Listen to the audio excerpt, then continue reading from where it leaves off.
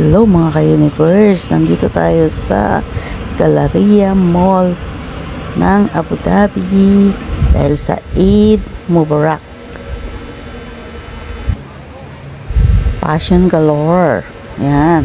Lakad-lakad muna ang ka-universe nyo dahil napakaganda ng paligid dyan. Medyo arte-arte lang. Ayan, arte. Parang kunwari, passion galore. Wow. Ayan. Welcome to the aisle daw ko, no? Ayan. Pwede mo. Kasi napakaganda ng decoration nila. Kaya nagustuhan ko siya. Kaya eto, binidyohan ko siya. Galore.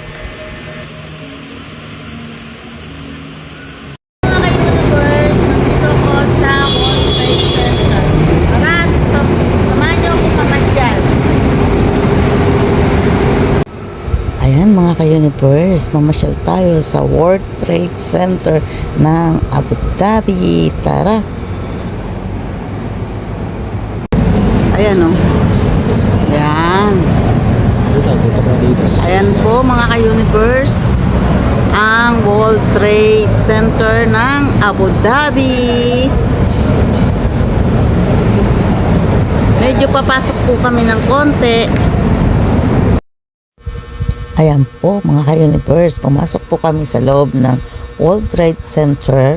Ayan po. Pero hanggang dito lang po kami sa labas. Mga kung anong anik-anik lang po ang nakita namin. Hindi pa po yan sa loob na loob. Entrance pa lang po yan. Siguro better next time napapasukin natin yung loob ng mall.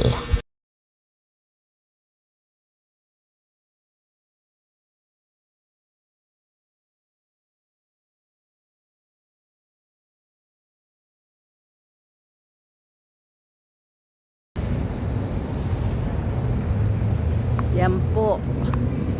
Diyan sa lugar na yan ay ang papuntang Cornice. Doon. Cornice na yun dyan.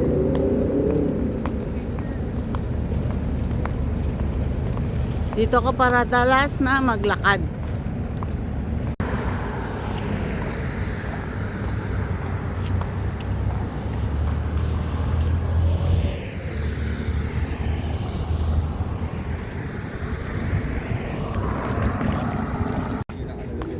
Dito na tayo mga ka-universe sa aming pupuntahan na Recycle Museum. Ayan po ang kanyang labas. Ayan, nakikita niyo po ba yan? Mga building. Yan, ang aking kasama. Si Fling. Tiya. Tingin ka dito, Fling. Fling. Yan.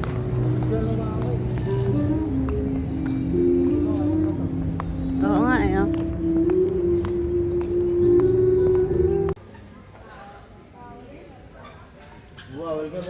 Kasi doon tayo, no?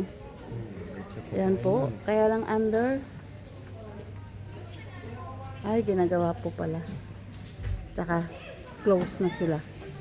Thank you. Na lang tayo sa baba. Ayan, si Fritz. Yan. Mga fountain. Madilim ang mundo. Maganda ang kanilang ano. Oh. Diba? Fountain. And side. But close na ang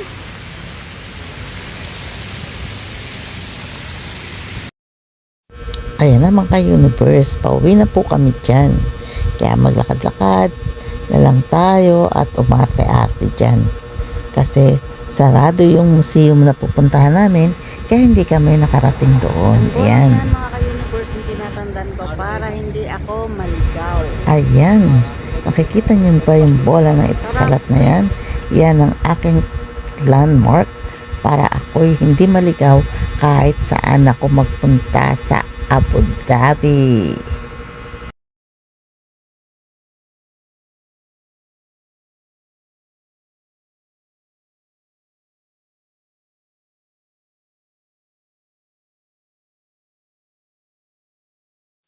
Ayan po ang aking cameraman, puro likod ko lang ang kanyang kinukunan.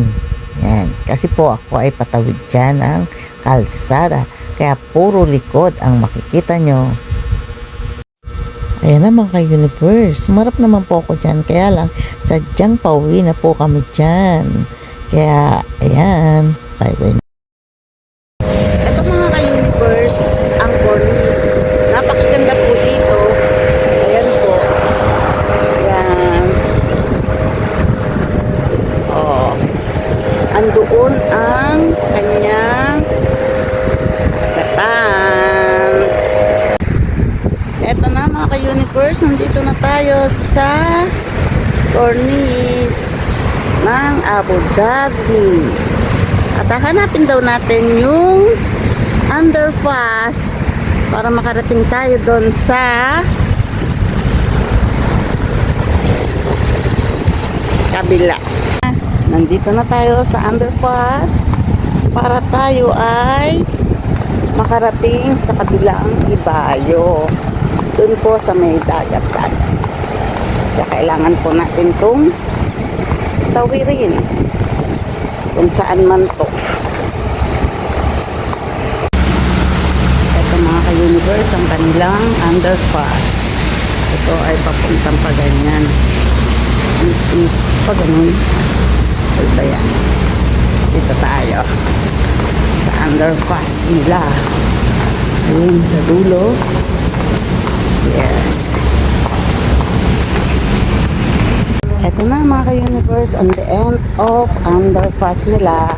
At dito na ay pupunta na tayo sa kanilang dagat-dagatan. Ay, ang lamig. Ang sarap.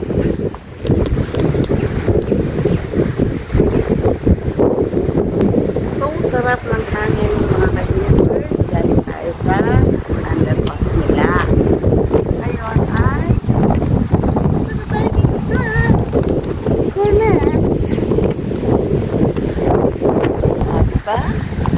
ang ganda niya. Oh, super ganda niya. Tingnan niyo mga Universe. Ganda-ganda niya na ngayon. Very nice. Lalakad-lakad tayo. Ay, super maganda siya. Mga Universe.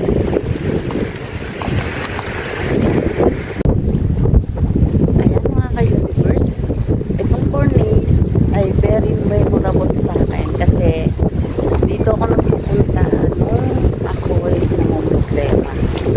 Ito ano to eh, bago lang po ito, bago sa akin kanina.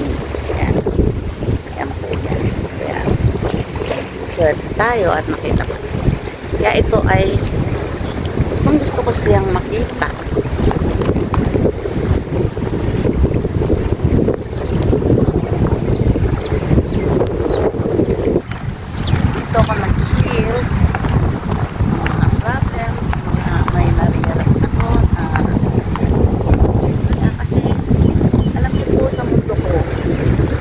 Nakakaalis sa akin ng mga stress, problem ay yung ganitong lugar, itong dagat, kasi Aquarius ako eh, kaya ganun, kaya nakaka-relate ako dito ng pag-alis ng mga stress sa buhay, kasi gusto ko happy lang sana, happy. Pero hindi naman natin maalis sa buhay na hindi magkaroon ng mga problems or anything. Kaya lang, nasa sayo na yun. Paano tayo? Kailangan iisip mo lagi. Dahil nandiyan ang Diyos.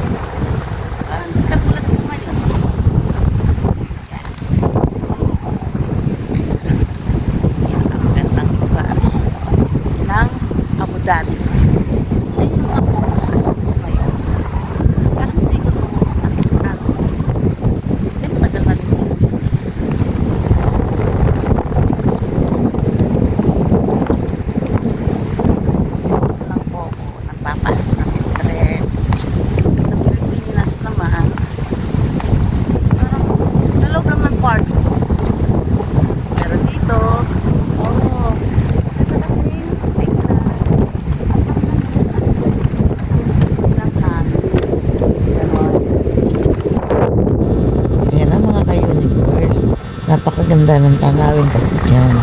Tsaka nakaka-relate talaga ako sa lahat ng bagay dyan. Lalo na kapag may problems ka, maganda talagang pumunta sa may tabing dagat. Simoy ng hangin tumatama-tama sa mukha mo, laylay ang buhok mo at kinakaway-kaway pa, parang ang sarap-sarap ng pakiramdam at nawawala lahat ng stress mo. Parang, kumbaga, heal feeling, ganun.